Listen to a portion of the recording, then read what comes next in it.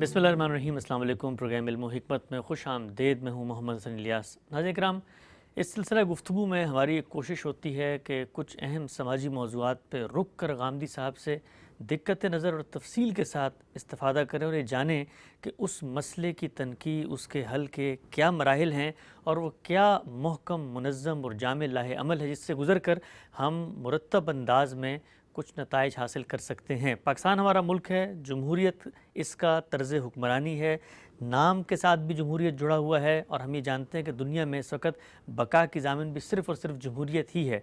जमहूरी इस्तेहकाम इस मुल्क में कैसे पैदा हो सकता है, इस सिलसिला गुफ्तगू की आज ये चौथी नशिस्त है। बड़ी तफसील से हमने जाना कि सियासी ज़ोमा का क्या किरदार होना चाहिए। इसी तरीके से वो लोग जो रियासत का निज़ाम चला रहे हैं, चाहे वो ब्यूरोक्रेट्स हों, चाहे वो अदलिया हो, चाहे वो मुनज़्ज़म अफ़वाज हों, कैसे उनको दस्तूर और आइन को देखना चाहिए, ख़ुद सियासी जमातों के अंदर मामलात को कैसे आगे लेकर बढ़ना चाहिए। दो और अहम सेगमेंट्स हैं हमारे समाज के, उनका क्या किरदार हो सकता है, इस मौजू का ज़ेर बहस लाएंगे। इसमें साहब हमारे साथ तशरीफ़ फरमा है जनाब जावेद अहमद गामदी साहब। अस्सलाम वालेकुम गामदी साहब। वालेकुम हम सब बहुत शुक्रिया आपके वक्त का, बहुत गहराई में आपसे इस्तिफ़ादा कर रहे हैं और मैं ये भी समझता हूँ कि आपका एक पूरा का पूरा पस मंज़र है। ख़ुद आपने इस मुल्क के अंदर तारीख़ मुरतब होते हुए देखी है और आप उमरानियात के भी उलूम के माहिर भी हैं, उस पर आपकी एक नज़र भी है, फ़लसफ़ा भी आप जानते हैं, कौमों के उरूज ज़वाल की तारीख़ को भी आपने देखा है। आगाज़ करते हैं, दो और बड़े अहम सेगमेंट्स होते हैं किसी भी सोसाइटी में, हम ये देखते हैं। एक दानिश्वरों का हल्का, इंटेलेक्चुअल्स का हल्का, वो लोग जो राय साज़ होते हैं, वो लोग के जिनके हाथ में लोगों को फ़िक्र फराहम करने की एक महमेज़ होती है, और दूसरा मीडिया। एक एक करके दोनों को लेकर चलेंगे। सबसे पहले बताइएगा, हमने ये देखा हमारे मुल्क में जब कभी भी जमहूरियत भी अदम इस्तेहकाम का शिकार हो तो उसको भी नैरेटिव हमारा दानिश्वर तबका दे देता है। जमहूरियत के फ़रोग़ के पस मंज़र की बहसों में हम देखें तो वहाँ पर भी दानिश्वर खड़े नज़र आते हैं, लेकिन उनकी पूरी की पूरी कोशिश हमें कारगर होते हुए नज़र नहीं आती। कोई इज्तिमाई बसीरत, कोई मुनज़्ज़म लाहेअमल, तरक्की पसंद का भी हल्का है। हमारे यहाँ वो लोग भी हैं जो दुनिया की डेमोक्रेसी को बतौर निज़ाम जानते पढ़ाते हैं। क्या फ़रमाते हैं आप कि जो हमारे इंटेलेक्चुअल्स हैं उनकी क्या ज़िम्मेदारी है? हम ये देखते हैं कि जब कभी चेंज का कोई भी नया फार्मूला पेश किया जाता है, ख़ुद इंटेलेक्चुअल्स ही हैं जो समाज में पोलराइजेशन का बायस बन जाते हैं। अखबारी कॉलमों में भी हमें नज़र आता है, गुफ्तगुओं में भी। क्या ज़िम्मेदारी है किसी कौम के इंटेलेक्चुअल्स की, राय साज लोगों की, कि वो इस जमहूरी निज़ाम के इस्तेहकाम में किरदार अदा करें? अल्लाह ताला ने दुनिया इस उसूल पर बनाई है कि उसमें एक बड़ी तादाद आमतुन्नास की होती है। ये हुनरमंद लोग हैं, ये दहकान हैं, ये खेतों में काम करते हैं, ये बहुत सी दूसरी इस तरह की खिदमात अंजाम देते हैं। यही लोग होते हैं कि जिनके अंदर से अफवाज भर्ती की जाती हैं। एक बड़ी तादाद, बहुत बड़ी तादाद, आप कह सकते हैं कि 80-90% लोग इसी तरह की खिदमात के लिए अल्लाह ताला पैदा करते हैं। इसी को बयान किया है सूरह ज़ुख़रुफ़ में, और ये बयान किया है कि हमने लोगों के दरमियान ये दर्जात रखे हैं, और इसलिए रखे हैं कि लियत्तख़िज़ बाज़ुकुम बाज़न सुख़रिया। ये जो दुनिया का नज़्म है, ये इस तफ़ावुत के बग़ैर, इस फ़र्क के बग़ैर, इस तरह के दर्जात को मलहूज़ रखे बग़ैर चल नहीं सकता। ठीक। तो इसलिए ये तो बिल्कुल एक आम मुशाहिदे की चीज़ है। उसमें कोई 7-8%, 10% ऐसे लोग होते हैं जिनकी असल दिलचस्पी चीज़ों की तनकीह से होती है। यानी जिस वक्त तनकीह का अमल शुरू हो गया, जो कुछ मौजूद है उसको आपने मौज़ूए बहस बना लिया, उसके समझने का अमल शुरू कर दिया, उसके अंदर उतरने का अमल शुरू कर दिया, अच्छा हो, बुरा हो, नाक़िस हो, तवाहमात पर मबनी हो, लेकिन कर दिया आपने। यानी एक आम आदमी की हैसियत से तो आप कुछ चीज़ें मान रहे थे, रवायत के तौर पर कबूल कर रहे थे, आम ज़िंदगी चल रही थी, आप पे कुछ अकायद थे, कुछ नज़रियात थे, यहाँ से सुना, वहाँ से सुना, उसी की रोशनी में ज़िंदगी आप आगे बढ़ा रहे थे। लेकिन जब किसी हद तक दानिश को इस्तेमाल करना शुरू कर दिया, आपने इल्मी रवैया इख्तियार कर लिया, तनकीद शुरू कर दी, तो आप जो आपने लफ्ज़ इस्तेमाल किया है, किसी न किसी दर्जे में आप दानिश्वरों की सफ़ में शामिल हो शुरू हो गए। तो इसमें फिर दर्जात ही दर्जात हैं। यानी बड़े गैर मामूली लोग होंगे जो मामलात को बहुत ऊपर जाके देखेंगे, जो चीज़ों के अंदर उतर कर उनका पोस्टमार्टम कर डालेंगे, जिनके यहाँ नए अफकार हर शब हर रोज़ पैदा हो रहे होंगे। और एक बड़ी तादाद उन लोगों की भी होगी कि जो एक उस्ताद के दर्जे में, मौल्लिम के दर्जे में चीज़ों को समझते, चीज़ों को समझाते, उनको लोगों पर वाज़े करते और इस तरह का काम अंजाम देते हैं। अब ये सब के सब जितने दानिश्वर लोग कोई आसमान से तो नहीं आते, ज़ाहिर है कौम के अंदर से पैदा होते हैं। تو ان کے ہاں بھی تعصبات ہوں گے، ان کے ہاں بھی کچھ روایات کی پاسداری ہوگی، ان کی بھی کوئی قدامت کے ساتھ رشتہ داری ہوگی اور کہیں جدت سے رشتہ داری ہوگی. تو یہ مختلف نوعیت کے لوگ ہیں جو سوسائٹی کے اندر ہوتے ہیں. تاہم اس میں کوئی شبہ نہیں ہے کہ اگر سوسائٹی میں کوئی تبدیلی آنی ہے، تغیر آنا ہے، تو اس میں جہاں معاشی عوامل بڑا غیر معمولی کردار ادا کرتے ہیں، اسی طرح کا کردار فکری عوامل بھی ادا کرتے ہیں. اور فکری عوامل کا ظہور ایسے ہی ہوتا ہے، یعنی بڑے دانشمند لوگ، عالم لوگ، کسی نقطہ نظر کو سمجھ کر اس میں تنقیح کرنے والے لوگ. یہ اگر آپ یورپ کی تاریخ پڑھیں تو آپ کو معلوم ہوگا کہ رینیسنس میں جو احیاء علوم کا دور ہوا، اسی طریقے سے جب فکری انقلابات آنا شروع ہوئے، جب نئے فلسفے پیدا ہونا شروع ہوئے، جب پرانے فکر کی جگہ کچھ نئے افکار نے لینا شروع کی، تو اس میں بھی آپ کو یہ سب نظر آئے گا. بہت غیر معمولی لوگ پیدا ہوئے ہیں جن میں سے ہر شخص ایک نقطہ نظر کا حامل ہے، جس نے کسی نہ کسی زاویے سے صداقت کے لیے کچھ معیارات قائم کیے ہیں، ان کی تلاش کی ہے. اس میں مذہبی افکار بھی چیلنج ہوئے ہیں، اس میں سائنسی افکار بھی جو اس دور کے تھے، سمجھے جاتے تھے کہ سائنسی افکار ہیں، وہ بھی چیلنج ہوئے ہیں. تو ایک طرح کی ری فارمیشن کا یا ری کنسٹرکشن کا عمل ہے جو بہت بڑے پیمانے کے اوپر ہوا. اور میرے نزدیک یہ ہوا اور پانی کی طرح ہر سوسائٹی کی ضرورت ہے، تو یہ ہمارے ہاں بھی ہوتا ہے. اس میں یہ شکایت نہیں کی جا سکتی کہ فلاں کی رائے یہ کیوں ہے اور فلاں کی رائے وہ کیوں نہیں ہے. یعنی آراء کا تنوع بھی ہوگا، ان کے مابین ایک جدلیاتی نوعیت کا تعلق بھی قائم ہوتا ہے، اس میں گفتگو، بحث، مباحثے کے موقع بھی پیدا ہوتے ہیں. خود قرآن مجید نے یہ دیکھیے کیا رہنمائی کی ہے کہ تمہارے پاس ایک دعوت ہے، اللہ کا ایک پیغام ہے، وہ تمہیں پیغمبروں کے ذریعے سے مل گیا ہے، تو اب کیا کرو؟ اب یہ کہا گیا کہ ادعو الی سبیل ربک بالحکمہ، یعنی اب استدلال کے ساتھ اپنی بات بیان کرو. تو دانش جہاں بھی ہوگی اس سے پہلا تقاضا یہ ہوگا کہ وہ جذبات سے کھیلنا بند کرتے ہیں. بہت پہلا تقاضا یہ ہوگا جو قرآن مجید نے اپنی دعوت میں بھی کی ہے، ادعو الی سبیل ربک بالحکمہ. یعنی یہ نہیں بیان کیا کہ حمیت کے جذبے سے اٹھو اور دین کی دعوت دو، غیرت کے جذبے سے. غیرت کے جذبے سے اٹھو اور دین کی دعوت دو. لوگوں کو ان کے ماضی کی طرف متوجہ کرو اور ان کی روایات سے جوڑو. اپنی عظمت رفتہ کی بازیافت کے لیے اٹھو، آواز لگاؤ. خودی خانی کا فریضہ انجام دو. کچھ بھی نہیں کہا. ادعو الی سبیل ربک بالحکمہ، یعنی تمہارے پاس جو دعوت ہے یہ خدا کی دعوت ہے، خدا کا پیغام ہے. یہ دیکھیے خدا کا پیغام ہے. خدا کے پیغام سے زیادہ سچی بات کون سی ہو سکتی ہے؟ بہت اہم بات. خدا کی بات سے زیادہ محکم بات کس کی ہو سکتی ہے؟ اور پھر یہ کس موقع پر کہا جا رہا ہے جب خدا کا پیغمبر زمین پر موجود ہے. کس کو کہا جا رہا ہے؟ پیغمبر کو کہا جا رہا ہے. تو کیا کہا جا رہا ہے؟ وہ یہ ہے کہ حکمت کے ساتھ بات کرو. تو سب سے پہلی چیز یہ ہے کہ ہم اپنے ہاں لوگوں کو یہ بتائیں کہ وہ 8% ہیں، 10% ہیں، دانشور ہیں، ان کی دلچسپی علم سے ہے، وہ علم کے سچے خادم بنیں. یہ دیکھیے نا جو باقی جتنے ہیں وہ تو ذرائع ہیں. مثلا میڈیا ہے تو میڈیا کچھ نہیں ہے، وہ ذریعہ ہے. افکار اس کے ذریعے سے لوگوں تک پہنچنے ہیں، خبریں اس کے ذریعے سے پہنچنی ہیں. ہر چیز نے تنقیح کے ایک عمل سے گزرنا ہے. وہ ڈرامہ ہے، وہ کوئی کھیل ہے، وہ کسی نوعیت کا کوئی اور پروگرام ہے، وہ تفریحی نوعیت کا پروگرام بھی ہے. تو یہ تو نہیں ہو سکتا نا کہ وہ اپنا کوئی کانٹینٹ نہ رکھتا ہو. تو اس کو جو لوگ ترتیب دیں گے وہ یہی لوگ ہوں گے، یعنی دانشور ہوں گے، ہنر مند ہوں گے، فنون لطیفہ سے دلچسپی رکھنے والے لوگ ہوں گے. یہی لوگ ہیں.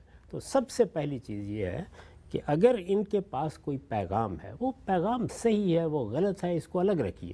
یہ لوگوں کی یہ تربیت کرے کہ ہم علم کا راستہ اختیار کریں گے. اور علم کا راستہ کون سا راستہ ہے؟ علم کا راستہ وہ ہے جس کو قرآن نے ادعو الی سبیل ربک بالحکمہ بھی بیان کیا، یعنی استدلال کا راستہ. وہاں پر حکمت کا لفظ استدلال کے مفہوم میں آیا ہے. اچھا. یعنی دلیل سے بات کرو، جو بات ہے اس کے مقدمات متعین کرو، ان مقدمات کو جس طرح ہونا چاہیے اس طرح ان کو پیش کرو، اور پھر نہایت ہی عمدہ طریقے سے، مہذب طریقے سے اپنی بات لوگوں کے سامنے رکھ دو. تو لفظ ایسا استعمال کیا ہے کہ وہ ایک طرف اس بات کو بیان کرتا ہے کہ تمہاری بات کو مبنی بر استدلال ہونا چاہیے، اور دوسری جانب یہ بیان کرتا ہے کہ بات کو بیان کرنے کی اخلاقیات کیا ہے. یعنی دونوں چیزوں کا احاطہ کر لیتا ہے. تو اس لیے میرے نزدیک جو بھی لوگ دانشور ہیں یا دانشور اپنے آپ کو سمجھتے ہیں، اس میں کسی بھی درجے کی خدمت انجام دے رہے ہیں، اعلیٰ ترین درجے کی یا کمتر درجے کی، سب سے پہلی اور بنیادی چیز یہ ہے کہ وہ لوگوں کے سامنے اپنی بات استدلال سے رکھیں. اور استدلال جہاں ہوگا وہاں جو چیز وجود میں آئے گی وہ کیا ہوگی؟ وہ نقد ہوگا، تنقید ہوگی، کرٹیسزم ہوگا. یعنی آپ جو کچھ موجود ہے اس کی تحلیل کریں گے، اس کا تجزیہ کریں گے، آپ یہ بتائیں گے کہ اس میں خرابی کہاں ہے. اس لیے کہ جو کچھ موجود ہے اس پر تو لوگ قانع ہوتے ہیں، مطمئن ہوتے ہیں، اسی کے ساتھ چمٹے ہوئے ہوتے ہیں، اس کے ساتھ ان کی محبت ہوتی ہے، اس پر وہ ادنیٰ درجے میں کوئی تنقید سننے کے لیے تیار نہیں ہوتے. تو ایک دانشور کا کیا کام ہے؟ وہ یہ ہے کہ وہ لوگوں کو تنقید کر کے بتائے کہ تہذیب اور شائستگی کے ساتھ چیزوں کی ایسے تحلیل کرتے ہیں. علم کا راستہ صرف تنقید کا راستہ ہے. یہ ذہن میں اچھی طرح جاگزی کر لیجئے کہ تنقید تنقیص نہیں ہوتی. تنقید کا مطلب یہ ہے کہ آپ نے جانچ کر پرکھ کر کسی چیز کو بتانا ہے کیا چیز ہے. اس میں مذہبی افکار ہوں گے، اسی طریقے سے جانچے پرکھے جائیں گے. سائنسی افکار ہوں گے، اسی طرح جانچے اور پرکھے جائیں گے. سماجی عمرانی افکار ہوں گے، اسی طرح جانچے پرکھے جائیں گے. تو آپ جانچنے اور پرکھنے کا یہ جو عمل ہے اس کو زندہ کر دیں معاشرے کے اندر. یہ عمل جب زندہ ہوتا ہے تو اس پر کوئی قدغن لگانے کی ضرورت نہیں ہے، اس میں کسی کو متہم کرنے کی ضرورت نہیں ہے، اس کے بارے میں کوئی واز کرنے کی ضرورت نہیں کہ تم فلاں بات کہو گے اور فلاں نہیں کہو گے. صرف ایک ہی بات کہنے کی ضرورت ہے، وہ یہ ہے کہ جو کہنا ہے دیانتداری کے ساتھ کہو، اور دوسرے یہ کہ تہذیب اور شائستگی کے آداب کا لحاظ رکھو. یعنی بڑی سے بڑی بات بھی کہنی ہے تو یہ کوئی طریقہ نہیں ہے کہ آپ دوسرے کے کپڑے اتار دیں یا دوسرے کو گالی دیں یا پروپیگنڈے کا طریقہ اختیار کریں. اپنی بات آپ بیان کیجیے. اور میں آپ سے عرض کرتا ہوں کہ دنیا بھر میں یہ تجربہ ہے کہ کوئی نیا فکر بھی جب پیدا ہوگا، کوئی نئی چیز سامنے آئے گی، تنقید کا کوئی نیا پہلو جب نمودار ہوگا، یہ ممکن ہی نہیں کہ آپ اس کا راستہ روک سکیں. وہ آج نہیں کل اپنی راہ نکال لے گا اگر اس کے اندر قوت موجود ہے. پروپیگنڈے کی طاقت سے آپ زیادہ سے زیادہ کیا کر سکتے ہیں؟ وقتی طور پر کوئی بند باندھ لیں گے، اور اس میں یہ خیال ہوتا ہے کہ ہم نے راستہ روک لیا، جبکہ ہوتا اس کے بالکل برخلاف ہے. جتنا پروپیگنڈا کیا جاتا ہے، جتنے غلط طریقے اختیار کیے جاتے ہیں، جتنا تہذیب اور شائستگی کا دامن چھوڑا جاتا ہے، اتنا ہی اگر کسی فکر کے اندر قوت ہے، جان ہے، تو وہ اپنی جگہ بناتا چلا جاتا ہے. تو اس لیے سب لوگوں کو کہتے ہیں نا کہ فلاں چیز کا ضابطہ اخلاق بنا لیں، تو سب لوگوں کو یہ سمجھ لینا چاہیے کہ جس وقت آپ کسی نقطۂ نظر کی تنقید کر رہے ہیں تو آپ کو بالحکمہ کرنی چاہیے. قرآن مجید کے الفاظ میں یعنی اب صرف استدلال ہے جس کی روشنی میں، جس کو ہاتھ میں لے کر، جس کو عصا بنا کے آپ کو یہ سفر طے کرنا ہے. تو آج آپ یہ بات متعین طور پر سمجھ لیں کہ ہمارے ملک میں وہ لوگ بھی ہیں جن کے افکار خود ان کے اپنے کہنے کے مطابق لبرل افکار ہیں. وہ لوگ بھی ہیں جو اپنے آپ کو مذہبی کہتے ہیں یا مذہب سے یا مذہبی نقطہ ہے نظر سے دلچسپی رکھتے ہیں. سب طرح کے لوگ آپ کی سوسائٹی میں موجود ہیں. یہ ختم نہیں ہو جائیں گے. ان کو گالی دینے سے ان کا خاتمہ نہیں ہوگا.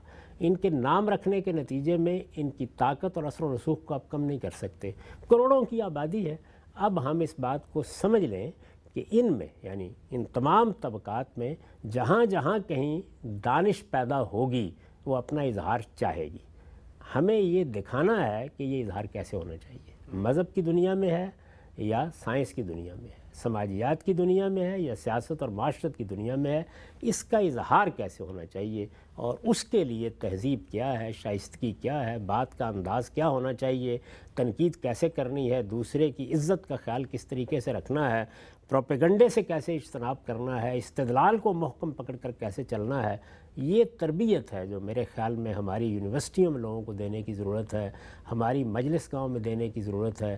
جہاں جہاں پر بھی لوگ سیکھنے کے لیے آتے ہیں ہر شخص کو یہی سکھانا چاہیے. وہ لوگ بھی جو اپنے آپ کو ترقی پسند کہتے ہیں یہی سکھائیں، اور وہ لوگ بھی جو اپنے آپ کو قدامت پسند کہتے ہیں یہی سکھائیں. مدرسوں میں بھی اسی کی تعلیم دینی چاہیے، استدلال کیسے کرنا اور اپنی بات کیسے پیش کرنی ہے. تو پہلی بات جو اللہ تعالیٰ نے بتائی وہ یہ ہے کہ کسی بھی سوسائٹی کے اندر اگر کوئی محکم فکر ہے تو اس کے لیے طریقہ یہی ہے کہ وہ بالحکمہ آگے بڑھے. یعنی یہ تربیت ہے جو ہمیں کرنی ہے. اب ظاہر ہے کہ جب آپ بالحکمہ آگے بڑھتے ہیں تو استدلال کے ذریعے سے ایک بات آپ نے پیش کر دی، مخاطب کا رد عمل غلط ہو سکتا ہے. یعنی یہ وہ اصل میں نازک موقع ہوتا ہے کہ میں نے تو اس کی پیروی کی کہ اپنی بات میں نے تہذیب سے کہہ دی، میں نے شائستگی کا دامن ہاتھ سے نہیں چھوڑا. آپ نے یہی طریقہ اختیار کیا، زید نے، بکر نے، لیکن مخاطبین کو آپ پابند تو نہیں کر سکتے. اتنا بڑا معاشرہ ہے، بہت تلقین کی ہم نے، بہت لوگوں کو کہا، سب کو اس جانب توجہ دلائی، پھر بھی ہو گیا. تو وہاں پھر یہ ہے کہ قرآن مجید نے کہا کہ اگر اب آگے مزید بات ہوتی ہے اور کوئی توجہ دلانی ہے تو موعظہ حسنہ کے طریقے پہ توجہ دلاؤ. یعنی وہاں پر بھی دیکھیے اصل مسئلہ یہ نہیں ہے کہ اب اس کی ایسی کی تیسی کر ڈالو، اب اس کو بتاؤ کہ یہ تم کیسی احمقانہ حرکت کر رہے ہو. ایک آدمی ناشائستگی پر اتر آیا ہے تو اب آپ کا اسلوب کیا ہونا چاہیے؟ ادعو الی سبیل ربک بالحکمہ والموعظۃ الحسنہ. وہاں پر بھی حسنہ کے الفاظ استعمال کیے ہیں، یعنی نصیحت کرنی ہے، توجہ دلانی ہے. کسی آدمی نے ناشائستگی اختیار کر لی ہے، وہ جہالت پر اتر آیا ہے، اس کو توجہ دلانی ہے، تو وہاں پر بھی آپ کا اسلوب صرف موعظہ نہیں، موعظہ حسنہ کا ہونا چاہیے. یہ دیکھیے پہلے حکمہ، اس کے بعد موعظہ حسنہ. یہاں پر بھی یہ پابندی لگا دی ہے کہ نصیحت کا اسلوب کیا ہوگا، انداز کیا ہوگا، الفاظ کا انتخاب کیا ہوگا، بات کہی کس طرح جائے گی. اس کے لیے لفظ استعمال کیا ہے حسنہ. اس کے اندر خوبی ہونی چاہیے، اس کے اندر جمال ہونا چاہیے، وہ لوگوں کے لیے ایک قول بلیغ بننی چاہیے. اور پھر ظاہر ہے کہ ایک وقت وہ بھی آ جاتا ہے کہ آپ کی ساری جد و جہد کے باوجود دوسرا مجادلے یا مباحثے پر اتر آیا ہے. گریز بھی کر سکتے ہیں، قرآن نے جگہ جگہ اس کی تعلیم بھی دی ہے، لیکن فرمایا کہ اگر بات کرنی بھی پڑ جائے تو جادلہم باللتی ہے احسن. یعنی اگر تمہیں مجادلہ کرنا ہے، گفتگو بھی کرنی ہے، بحث بھی کرنی ہے، تو اس کے لیے بھی وہ طریقہ اختیار کرو جو احسن طریقہ ہو. تو آپ دیکھیے حسنہ، احسن، حکمہ یعنی دلیل، شائستگی، تہذیب، حسن، جمال، یہ چیزیں ہیں. تو ذرا آپ ایک نظر ڈال کے دیکھیے کہ آپ کے ہاں میڈیا کے اوپر جب لوگ مذہب بیان کر رہے ہوتے ہیں، آپ کے ہاں جب علماء حضرات ایک دوسرے کے خلاف تقریریں کر رہے ہوتے ہیں، آپ کے ہاں جب فتوے دیے جا رہے ہوتے ہیں، آپ کے ہاں جب سماجی علوم کے معاملے میں تنقید کی جا رہی ہوتی ہے، آپ کے ہاں یہ جو نئے ذرائع پیدا ہوئے ہیں، یہ فیس بک ہے اور فلاں ہے، اس میں جب اظہار خیال کیا جا رہا ہوتا ہے، تو ذرا ایک نظر ڈال کے دیکھیے کہ آپ فی الواقع قرآن مجید نے یہ جو کچھ سکھایا ہے اسی کی ہم پیروی کر رہے ہوتے ہیں. تو میں نے یہ عرض کیا کہ دو چیزیں لازم ہیں. ایک چیز یہ کہ آپ جو کچھ کہیں گے دلیل کی بنیاد پر کہیں گے، آپ کا استدلال سامنے آنا چاہیے. آپ کے قلم کو اگر اٹھنا ہے، آپ کی زبان کو اگر کھلنا ہے تو وہ استدلال کے ساتھ اٹھے، حکمت کے ساتھ. اور دوسرے یہ کہ حسن پیدا کریں، بات میں حسن، کلام میں حسن، الفاظ میں حسن، جملوں میں حسن، رویے میں حسن، رد عمل میں حسن. یہ اگر آپ نہیں پیدا کر سکتے تو پھر در حقیقت بہت ادب کے ساتھ میں عرض کر رہا ہوں، آپ جانوروں کی طرح بلکہ سر سید کے الفاظ میں کتوں کی طرح ایک دوسرے پر پل پڑے ہیں. اور یہ شان نہیں ہے کہ انسان اپنے لیے اختیار کر لے. آپ سب بڑی ہی خوبصورتی کے ساتھ آپ نے یہ جو پورا تجزیہ کیا ہے، اور حیرت اس بات پر بھی ہوتی ہے کہ اللہ کی کتاب کو بظاہر ہم پڑھتے ہیں، ایک آیت کے اندر جو کچھ پوشیدہ ہے. حالانکہ یہ آیت ہم ہر جمعے کی نماز کے خطبے میں یہ سنتے بھی ہیں، روزانہ اس کی تلاوت بھی کرتے ہیں، لیکن اس کے اندر جو ایک اتھا معنویت اور ایک گہرائی ہے جس کو آپ نے واضح کیا. اچھا یہ بتائیے گا کہ یہ جو ہمارا بر صغیر ہے، اس کی سرزمین میں، اس کی فضا میں یہ جذباتیت کی بڑی ہی، جس کو آپ کہتے ہیں، مردم خیز ہے. ہر مفکر، ہر دائی، ہر عالم جب بھی یہاں اٹھا ہے تو اس نے جب جذبات کو اپنا مشر راہ بنایا ہے تو اس کی بڑی قبولیت بھی ہوئی ہے. یہ ہمارے خطے میں یہ جذباتیت اتنی کہاں سے آ گئی کہ جس کو بھی ہم دیکھتے ہیں وہ بجائے استدلال کے، دلیل کے، کسی چیز پر لوگوں کو قائل کرنے، کیونکہ اپنا نقطہ نظر اس امکان کے ساتھ بیان کرنے کے کہ اس میں غلطی کا امکان بھی ہو سکتا ہے، لوگوں کے جذبات سے کھیلتا ہے. اور یہ نقطہ بھی ہم سے بیان فرمائیے گا کہ جب یہ مفکر، دانشور لوگ اپنی کتابوں میں، اپنے خطبوں میں، اپنی تقریروں میں جذبات لے آتے ہیں تو ان کے لیے تو وہ چند لمحوں کی بات ہوتی ہے، لیکن وہ جو قوم کے اندر ایک چنگاری بھڑک اٹھتی ہے اور اس کے ساتھ جو انتشار پھیلتا ہے اور صدیوں تک اس کا ایک اثر رہتا ہے، وہ کس قدر مہلک اور خطرناک ہوتا ہے. اس میں کیا شبہ ہے، لیکن یہ سمجھ لیجئے کہ قوموں کے پس منظر، ان کے موسم، ان کے علاقے، ان کی تاریخ، یہ سب انسانی نفسیات کی تشکیل میں اپنا کردار ادا کرتی ہے. اچھا. تو ہمارے ہاں بھی یہ ہے، یعنی وہ قومیں کہ جو ٹھنڈے علاقوں میں بستی رہی ہیں ان کے ہاں استدلال کے طریقے بھی بالکل مختلف ہو جاتے ہیں. بہت عجیب بات. تو بہت سی چیزیں ہیں جو اس پہ اثر انداز ہوتی ہیں. ان تمام چیزوں کو آپ یک قلم ختم نہیں کر سکتے. ایسا نہیں ہے کہ ایک دن آپ اٹھیں گے اور اٹھ کر آپ کی قوم کے لوگ جذباتی نہیں رہیں گے، آپ کی قوم کے لوگوں کا رد عمل بالکل مختلف ہو جائے گا. یہ ضروری نہیں ہے، ضروری کیا بلکہ ناممکن ہے کم و بیش. تو اس لیے جو کچھ آپ کو میسر ہے اس کی تہذیب کرنے کا کام کرنا ہے. جن جگہوں پر لوگوں کا عمومی مزاج استدلال کا ہوتا ہے، وہ ٹھنڈے دل و دماغ کے ساتھ تجزیہ کرتے ہیں، ان کے رد عمل میں جذباتیت نہیں ہوتی، ان کے ہاں اس طرح کے الفاظ بہت نہیں بولے جا رہے ہوتے، یہ حمیت ہے، یہ غیرت ہے اور یہ فلاں ہے۔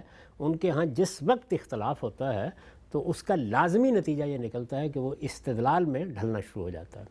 یہ آپ نے دیکھا ہوگا کہ ہم لوگوں نے کوئی 10 سال ملیشیا میں گزارے، وہاں پر بہت سے لوگ تھے جن کے ساتھ بات کرنے کا موقع بھی ملا، ہم نے گلیوں بازاروں میں بھی لوگوں کو دیکھا، رد عمل ظاہر کرتے ہوئے بھی دیکھا، تو یہ بالکل واضح ہو جاتا تھا کہ قومی مزاج صدیوں میں تشکیل پاتا ہے، اور اس قومی مزاج میں بہت سی خصوصیات پیدا ہو جاتی ہیں۔ خاص طور پر اگر اختلاط کم ہوا ہو تو پھر غیر معمولی طریقے پر وہ تاریخ کے مختلف ادوار میں بدلتا چلا جاتا ہے۔ تو میرا نہیں خیال کہ اس میں ہمیں جزا فضا کرنی چاہیے۔ جو ہمارا پس منظر ہے، جو ہماری تاریخ ہے، جس طریقے سے ہم اس دنیا میں زندگی بسر کر چکے ہیں، یعنی 1000-2000 سال کی تاریخ سے تو ہم واقف ہی ہیں، اس میں جو ہماری نفسیات بنی ہے اب اسی کو سامنے لے کے چل رہا ہے۔ پھر اس میں یہ ہے کہ یہ سب کچھ دو آتشا ہو گیا، یعنی ایک تو تاریخ تھی، موسم تھے، حالات تھے، اس سے آگے بڑھ کے یہ ہوا کم و بیش 150-200 سال ایسے ہوئے جس میں لا قانونیت اصلاً لوگوں کے لیے باعث فخر بن گئی۔ بہت اہم بات۔ یعنی چونکہ جدوجہد کی گئی، سیاسی جدوجہد، تو سیاسی جدوجہد میں اب ظاہر ہے کہ اس نوعیت کا نظم قائم نہیں رہا جس طرح کہ مثلا عرب ملکوں میں رہا، جس طرح باقی جگہوں پہ رہا، کہ ان کی جو تہذیبی روایت بنی تھی اسی کے تحت ان کا سیاسی نظام مختلف رخ تبدیل کرتا چلا گیا۔ تو ہمارے ہاں چونکہ یہ معاملہ ہوا، اس میں جلسے ہو رہے ہیں، جلوس ہو رہے ہیں، لوگ باہر نکل رہے ہیں، بڑے بڑے خطیب ہیں جو ان کا خون گرما رہے ہیں، اور اس میں اصل تعلیم کس چیز کی دی جا رہی ہے؟ وہ ہے لا قانونیت، یعنی کوئی ضروری نہیں کہ آپ قانون کی پابندی کریں۔ یہ جو قانون کی پابندی ہے یہ اصل میں بہت بڑی چیز ہے، یعنی اگر کسی قوم کے ہاں ایک بار آپ اس کو ختم کر دیں، اس کو واپس لانا بہت مشکل کام ہوتا ہے۔ اس لیے میں یہ سمجھتا ہوں کہ کسی حال میں بھی کسی بڑے لیڈر کو، رہنما کو، خواہ اس کے سامنے کتنا بڑا مقصد ہو، اپنے پیروکاروں کو قانون ہاتھ میں لینے کے لیے آمادہ نہیں کرنا چاہیے۔ پیغمبروں کی پوری جدوجہد کو اگر آپ دیکھیں تو نازک سے نازک حالات میں بھی وہ گریز کر جائیں گے، لیکن قانون کبھی ہاتھ میں نہیں لیں گے۔ کوئی ایک مثال بھی آپ کو پوری انبیاء کی تاریخ میں نہیں ملے گی۔ قانون ہے کیا؟ یہاں یہ سوال نہیں وہ صحیح ہے یا غلط ہے، یعنی ایک سوسائٹی نے اپنے نظم کے لیے کچھ قاعدے بنا دیے، اب وہ کیا ہے؟ وہ اصل میں جس کو ہم قانون کہتے ہیں وہ باہم ایک دوسرے کے ساتھ معاملہ کرنے کا ضابطہ اخلاق بن گیا۔ برا ہے، بھلا ہے، اس میں تبدیلی آتی ہے یا آنی ہے یا تبدیلی لانی ہے، وہ ایک الگ بحث ہے۔ وہ موجود ہے، جب وہ موجود ہے تو آپ کو اس کے اندر کھڑے ہو کر اپنے لیے راستہ نکالنا ہے ہر حال میں۔ اور اگر کسی موقع کے اوپر وہ صورت پیدا ہو جاتی ہے جس کو قرآن نے بیان کیا ہے کہ ایک طرف اللہ کا حکم ہے اور ایک طرف قانون ہے، تو وہاں تو ہم اللہ کے حکم کو ترجیح دیں گے اور وہ ترجیح دے کر اپنی جان دے دیں گے، یعنی وہاں پر بھی کوئی تشدد نہیں اختیار کریں گے، وائلنس نہیں اختیار کریں گے، دوسروں کے لیے خطرہ نہیں بنیں گے، لوگوں کی جان مال آبرو کے مقابل میں نہیں آئیں گے، کوئی فساد نہیں پیدا کریں گے، جان دے دیں گے کہ ہمارے رب کا حکم ہے، اس وجہ سے ہم اس پر قائم ہیں۔ لیکن اس طرح کے مواقع تو شاذ آتے ہیں۔ عام طور پر جو قوانین ہوتے ہیں، اور یہ میں عرض کر دوں کہ اس کا مطلب یہ نہیں کہ قانون غلط ہے یا صحیح ہے، مطلب یہ ہے کہ میں اگر اس قانون پر عمل کروں تو مجھے اپنے پروردگار کی نافرمانی کرنی پڑے گی۔ یہ صورت پیدا ہو تو پھر ہم کو یہ کہا گیا ہے کہ لا طاعۃ لمخلوق فی معصیۃ الخالق۔ ہم مسلمانوں کو ہمارے پیغمبر نے پھر یہ ہدایت کی ہے، اور قرآن مجید بھی یہی بات کہتا ہے، والدین تک جیسی ہستی کے بارے میں یہ کہتا ہے کہ اگر وہ کسی غلط کام کے لیے کہتے ہیں تو تم وہ نہیں کرو گے۔ تو غلط کام نہ کرنا ایک اور چیز ہے، اور جو قانون موجود ہے وہ قانون آپ کی پارلیمنٹ نے بنا دیا، وہ قدیم زمانے کے احوال کے مطابق بن گیا۔ ہمارے ہاں جس طریقے کی تاریخ رہی ہے اس میں ہمارے فقہاء نے قانون سازی کی، ہمارے ہاں کی بادشاہتیں بھی بالعموم اس کی پابندی کرتی تھی، اس کے قاضی اچھے تھے برے تھے جو کچھ بھی تھا، قانون کی پابندی پر سوسائٹی کا نظم کھڑا ہوتا ہے۔ یہ جو جس کو ہم دستور اور آئین کہتے ہیں وہ بھی کیا ہے؟ وہ قانون کی ایک بالا تر صورت ہے، یعنی ایک ایسا قانون ہے کہ جو اوپر کی سطح پر جا کر یہ فیصلہ کرتا ہے کہ اقتدار کا مجموعی عمل کس طریقے سے ہوگا۔ اس کے نیچے پھر ظاہر ہے کہ جزوی قوانین آ جاتے ہیں جس میں کوئی چوری کی سزا ہے اور کوئی ڈاکے کی سزا ہے، اسی طریقے کے مالیات کے قوانین ہے، ٹریفک کے قوانین ہے، وہ نیچے آتے چلے جاتے ہیں۔ تو قانون کی اس طرح پابندی کرنا کہ آپ قانون کی بات کو اللہ اور رسول کا حکم سمجھیں، یہ چیز ہے کہ جس کو ہمیں اپنے لوگوں کے اندر پیدا کرنا چاہیے. جس وقت وہ جو میں نے پہلے بات کہی کہ ہمارے دانشور یہ فیصلہ کر لیں گے کہ وہ علم اور استدلال کا طریقہ اختیار کریں گے, یہ فیصلہ کر لیں گے کہ ان کے ہاں تہذیب اور شائستگی ہوگی. کوئی سیاسی گفتگو ہو رہی ہے, دیکھا آپ نے سیاسی گفتگویں ہوتی ہیں, کیا لب و لہجہ ہم اختیار کر لیتے ہیں, کس طرح سے ایک دوسرے کے گریبان پکڑ رہے ہوتے ہیں, کس طرح سے ایک بات بالکل بدیہی ہوتی ہے, سامنے کی بات ہوتی ہے لیکن ماننے سے انکار کر دیتے ہیں. میں ایک موقع کے اوپر ایک اچھے شخص کی بات سن رہا تھا جو اپنی سیاسی جماعت کی نمائندگی کر رہے تھے, ابھی چند دن پہلے کی بات ہے. وہ ایک بزرگ آدمی ہے, میری ان سے ملاقات بھی رہی ہے, بعض مجالس میں میں نے ان کی گفتگو سنی ہے, اصلاً شائستہ آدمی ہے, لیکن ایک نازک صورتحال میں وہ ایک غلط بات یا غلط رویے کا دفاع کر رہے تھے. تو اب دفاع کرتے ہوئے ان کی زبان سے یہ نکلا کہ یہ تو کوئی بات نہ ہوئی کہ اس طرح کی نازک صورتحال پیدا ہو جائے تو آپ اپنی پارٹی کی تائید نہ کریں. تو یہ دیکھیے یہ کیا چیز ہے, یعنی اس کا مطلب یہ ہے کہ نازک صورتحال پیدا ہو گئی ہے تو اب تائید کرنی ہے. رسالت مآب صلی اللہ علیہ وسلم نے ایک موقع کے اوپر اس طرح کی تائید کی آوازیں سن کر یہ کہا تھا, دعوت جاہلیہ, یہ جاہلیت کی دعوت دے رہے ہو, جاہلیت کے نعرے لگا رہے ہو, یعنی یہ جاہلیت ہے کہ یہ میری پارٹی ہے اور یہ میری قوم ہے اور یہ میرا مسلک ہے اور یہ میرے لوگ ہیں. نہیں, بندہ مومن کو جس چیز کی طرف آمادہ کیا اللہ تعالیٰ نے, بلکہ اصرار کیا ہے کہ اس کو اپنے ایمان کا تقاضا سمجھو, وہ یہ ہے کہ وہ ہر حال میں قائم بالقسط ہوگا. تو استدلال کا طریقہ اختیار کیجئے, تہذیب اور شائستگی کا لب و لہجہ اپنانا سیکھیے, اور سب سے بڑی بات یہ ہے کہ جس وقت زبان سے کوئی بات نکالیں تو ایک مرتبہ ضرور اپنے آپ کو پوچھیں کہ میں یہ جو بات کہہ رہا ہوں یہ واقعی انصاف کی بات ہے. آج آپ یہ فیصلہ کر لیں کہ آپ کو ان تینوں چیزوں کا خیال رکھنا ہے, آپ پھر یہ دیکھیں گے کہ آپ کی آئندہ نسلیں بالکل مختلف ہوں گی, آپ کی گفتگوؤں کے انداز بالکل تبدیل ہو جائیں گے, اور میں آپ کو نتیجہ بتا دیتا ہوں, آپ کے ہاں علم حقیقی معنی میں زندہ ہو جائے گا. مسلمان اگر اس حال کو پہنچے ہیں اور اس پستی میں اتر گئے ہیں تو سبب کیا ہے؟ یہ کہ جو اخلاقی تقاضے تھے, جیسے کہ میں نے ابھی بیان کیا اور قرآن نے دعوت میں بیان کیے, ان کو ملحوظ نہیں رکھتے. اور پھر سب سے بڑی بات یہ ہے کہ ان کے یہاں تنقید جرم بن گئی ہے, جبکہ تنقید ہی علم کا راستہ, یعنی ہر حال میں تنقید. یہ بات کہ عامت الناس کو تقلید کرنی چاہیے, ہمارے علماء بتاتے ہیں بالعموم ان کو, تم حنفی ہو تو حنفی رہو, شافعی ہو تو شافعی رہو. عام آدمی کو آپ یہ تلقین کرنا بھی چاہتے ہیں تو کرتے رہیے, لیکن اگر دانش بھی اسی رویے کو اپنا لے, علم بھی اسی رویے کو اپنا لے, تو اس کا مطلب یہ ہے کہ ہم متفن جوہر بن جائیں گے تھوڑے عرصے بعد. کیونکہ انسانی کلام, انسانی استدلال, انسانی نتائج فکر, یہ اعلیٰ ترین لوگوں کے بھی کیوں نہ ہوں, ان کی ایک عمر ہوتی ہے اور وہ 100 سال 50 سال بعد ختم ہو جاتی ہے. یہ صرف اللہ کی کتاب اور اللہ کے پیغمبروں کا علم ہے کہ جس کے اندر ابدیت ہے اور جو قیامت تک اسی طرح زندہ رہے گا. اس علم کو سمجھنا, اس کی روشنی میں اپنے تمام معاملات کو انجام دینا. اے کاش ہمارے ہاں دانش کو بھی اس کی توفیق ملے, علم کو بھی اس کی توفیق ملے, عام لوگ بھی اسی کو اپنا رہنما بنائیں.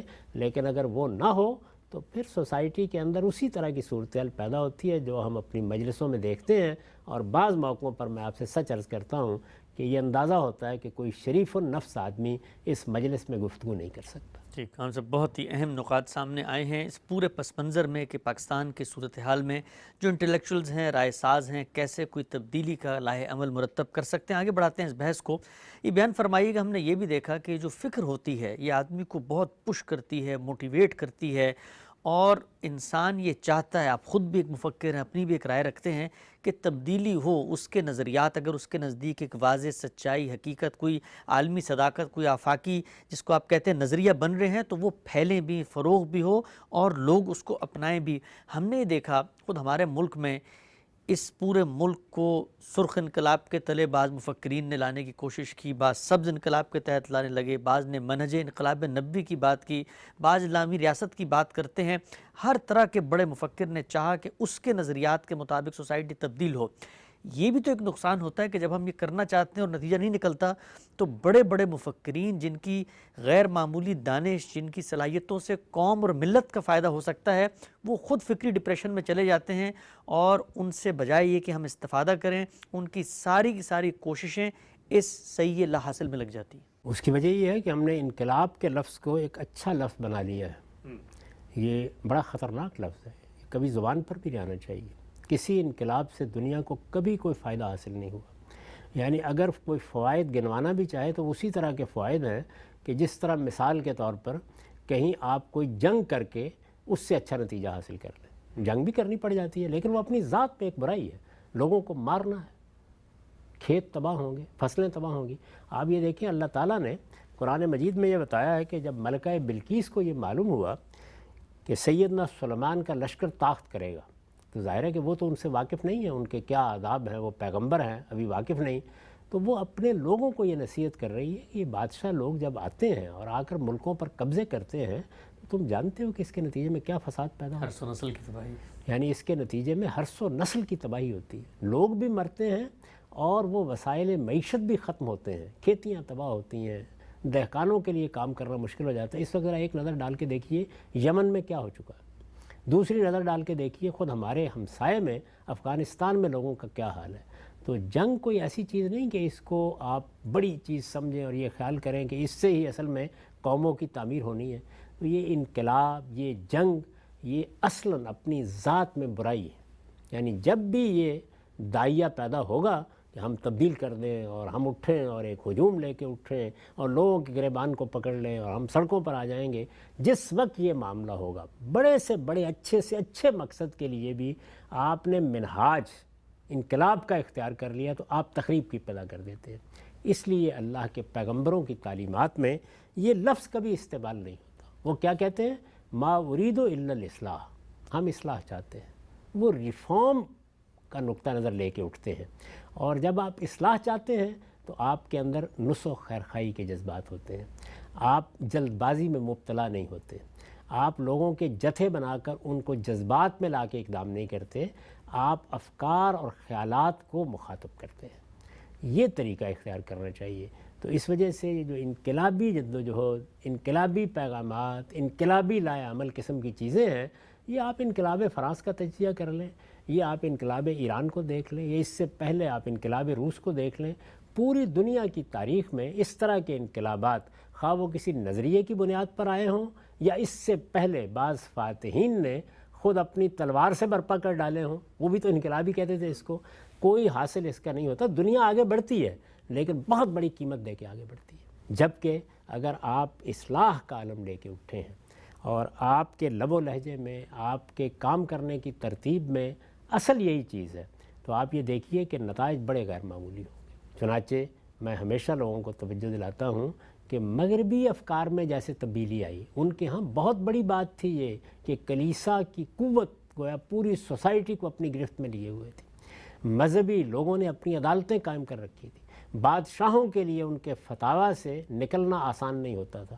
ہمارے ہاں بھی ایک درجے میں یہ چیز موجود ہوتی ہے. یعنی جس وقت یہ لب و لہجہ اختیار کر لیا جاتا ہے کہ ہم فلاں کام نہیں کرنے دیں گے، اور خاص طور پر مذہبی رہنما اس معاملے میں اپنے جتھے منظم کر کے سڑکوں پر آ جاتے ہیں، ان کے ہاں تو یہ صورت ایک باقاعدہ قانون، ایک باقاعدہ سلطنت کی شکل اختیار کر چکی تھی.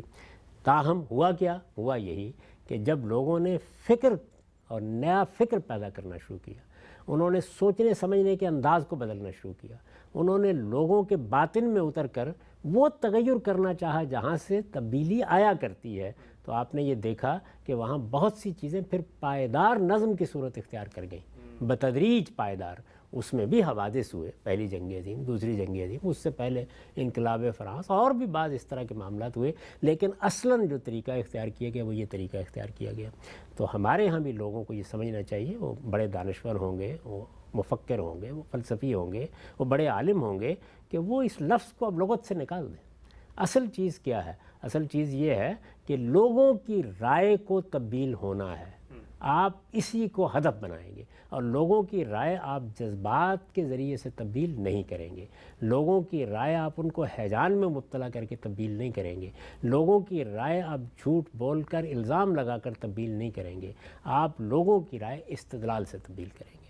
تو یہ جیسے ہی سیاسی رہنما، دانشور، علماء یہ طریقہ اختیار کر لیتے ہیں تو پھر آپ ایک ایسی بساط پر کام کر رہے ہوتے ہیں جہاں چھوٹے سے چھوٹے گاؤں قریے میں، چھوٹی سے چھوٹی اور بڑی سے بڑی مجلس میں، جہاں دانشگاہوں میں، درس گاہوں میں اسی طریقے سے علمی اور تحقیقی اداروں میں، اخباروں میں، میڈیا میں، ہر جگہ آپ یہ محسوس کرتے ہیں کہ ٹھنڈے دل و دماغ کے ساتھ تبادلہ خیالات ہو رہا ہے۔ تو جس وقت آپ اس رویے کو، سوسائٹی کا عمومی رویہ، غلطیاں ہوں گی، بعض لوگ حدود سے تجاوز کریں گے، لیکن عمومی رویہ کیا ہے اس وقت اصل میں الٹ ہے۔ یعنی آپ کو چند لوگ ملیں گے ایسے جو اپنی بات شائستگی سے کہیں گے، جو فتوے کی زبان استعمال نہیں کریں گے، جو استدلال سے اپنی بات کہہ کے خاموش ہو جائیں گے، جن کے ہاں کوئی پروپیگنڈے کا انداز نہیں ہوگا۔ چند لوگ ملیں گے۔ میں صرف علماء کی بات نہیں کر رہا، یعنی دین کے علماء کی، ہر علم و فن میں علماء ہوتے ہیں، تو بہت چند لوگ ملیں گے۔ آپ اس ترتیب کو اگر الٹنے میں کامیاب ہو جاتے ہیں کہ چند لوگ ہیں کہ جو کبھی کبھی ہاتھ سے اکھڑ جاتے ہیں، چند لوگ ہیں کہ جن کے ہاں اس طرح آپ دیکھتے ہیں کہ وہ حدود کا خیال نہیں رکھ رہے، یا اپنے جذبات پر قابو نہیں پا رہے، یا دوسرے کے بارے میں غلط رویہ اختیار کرتے ہیں، تو چند لوگوں سے تو نمٹا جا سکتا ہے۔ اور جہاں ہر تیسرا چوتھا آدمی یہی رویہ اختیار کیے ہو، وہاں بہت مشکل ہو جاتا ہے۔ تو سب سے بڑی چیز یہ ہے کہ ہم یہ انقلابی طریقہ کار، انقلابی جدوجہد، انقلابی نعرے، ان چیزوں سے نکلیں۔ یہ ہمارے ہاں ایک زمانہ رہا ہے، اور میں نے اپنے شباب کے زمانے میں، طالب علمی کے زمانے میں یہ سب دیکھا ہے، یہ بالکل بے حاصل رہا، اس سے کوئی چیز نہیں ملی۔ اس کے تحت جو نوجوانوں میں بھی کام ہوا، اس نے ان کو علم سے بیگانہ کر دیا۔ اس کے نتیجے میں ہماری درسگاہوں تک میں لوگوں نے ایک دوسرے پر ستم توڑے، ظلم کیے، مار پیٹ ہوئی۔ اس کے نتیجے میں اساتذہ کے ساتھ ایسا سلوک ہوا جو کسی جگہ بھی یا کسی معاشرے میں بھی قابل قبول نہیں ہوتا۔ یہ سب کچھ ہم نے اپنی آنکھوں کے ساتھ دیکھا ہے۔ تو ان چیزوں سے اپنے آپ کو الگ کر کے استدلال کا طریقہ، حکمت کا طریقہ، اسی لیے میں نے سب سے پہلے توجہ دلائی ہے کہ وہ دین جو خدا کا دین ہے، جس کے حق ہونے کے بارے میں میرے پروردگار کو تو کوئی شبہ نہیں ہے، وہ یہ کہتا ہے اس کو بھی پیش کرنا ہے، تو اس کے لیے لائے عمل یہ ہے۔ یعنی اس میں کسی جگہ یہ نہیں کہا کہ اس کو انقلابی طریقے سے پیش کرو، اور اس کے لیے نعرے لگاؤ، اور اس کے لیے لوگوں کو منظم کرو، اور اس کے لیے ان کو میدان میں لے آؤ، اور اس کے لیے حملہ آور ہو جاؤ، اور اس کے لیے اس طرح کے اقدامات کرو کہ جس میں یہ اور یہ ہو جائے۔ کچھ بھی نہیں کہا اس میں، بلکہ یہ کہا ہے کہ حکمت، دانائی، استدلال کے ساتھ بات بیان کرو، اچھی نصیحت کرو، بحث کا موقع بھی آ جائے تو لوگ دیکھیں اور یہ کہیں کہ کیا خوبصورت اسلوب ہے بحث کرنے کا، کس شائستگی کے ساتھ بات کی جا رہی ہے، کس طرح ایک دوسرے کی بات سنی جا رہی ہے، کس طریقے سے نقد و نظر بھی ہو رہا ہے تو کس احترام کے ساتھ ہو رہا ہے، اور کس طرح دوسرے کی عزت کا خیال کر کے ہو رہا ہے۔ میں آپ سے عرض کرتا ہوں کہ یہ جو چیز ہماری سوسائٹی میں ہے، یہ اس وقت اپنے کمال کو پہنچ جاتی ہے جب آپ یہ سمجھ لیتے ہیں کہ انسان کی صرف جان پر حملہ غلط نہیں ہے، اس کا مال لوٹ لینا غلط نہیں ہے، اس کی آبرو اور اس کی عزت کی بھی یہی اہمیت ہے۔ یہ جو آبرو اور عزت ہے کسی کی، یعنی ہم کسی پر الزام لگانے جا رہے ہیں، ہم کسی کے خلاف کوئی اقدام کرنے جا رہے ہیں جس سے اس کی عزت پر حرف آئے گا۔ ہمارے پیغمبر نے ہمیں یہ تعلیم دی ہے کہ یہ جان، مال اور آبرو تینوں حرمت رکھتی ہیں، ان میں سے کسی چیز کی اہمیت کم نہیں ہے۔ اور اس موقع پر یہ کہا جب کہ آخری وصیت کی جا رہی تھی کہ یہ جو شہر ہے جس میں میں کھڑا ہوں، اور یہ جو حرم ہے، اور یہ جو مہینہ تم دیکھ رہے ہو، جیسی حرمت ان چیزوں کو حاصل ہے، ویسی حرمت تمہاری جان، تمہارے مال اور تمہاری آبرو کو حاصل ہے۔ یہ دیکھا ہوگا آپ نے کہ لوگ ایک دوسرے پر الزام لگاتے ہیں، وہ جھوٹ بولتے ہیں، وہ تہمتیں تراشتے ہیں، وہ ایک دوسرے کے خلاف مقدمات جھوٹے دائر کرتے ہیں۔ یہ صرف عام لوگ نہیں کرتے، یہ دانشور کرتے ہیں، یہ سیاست دان کرتے ہیں، یہ لوگوں کے رہنما کرتے ہیں، اور اس کے بعد اطمینان کے ساتھ کہہ دیتے ہیں کہ ہم سے غلطی ہو گئی۔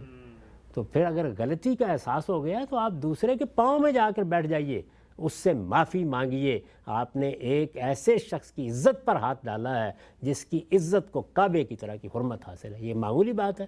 اس سبق کو ذرا پڑھیے، اپنے آپ کو بھی یہ سبق دیجیے، اور اس کے بعد دیکھیے کہ ہم جب دوسروں کے بارے میں بات کر رہے ہوتے ہیں، خواہ وہ ہمارے سیاسی مخالفین ہوں، خواہ وہ ہمارے علمی لحاظ سے مخالف ہوں، یا ہم سے اختلاف رکھتے ہوں، تو ہمارا لب و لہجہ کیا ہوتا ہے، ہمارا انداز کیا ہوتا ہے، ہم کس طریقے سے لوگوں کی عزت آبرو پر حملہ آور ہو جاتے ہیں۔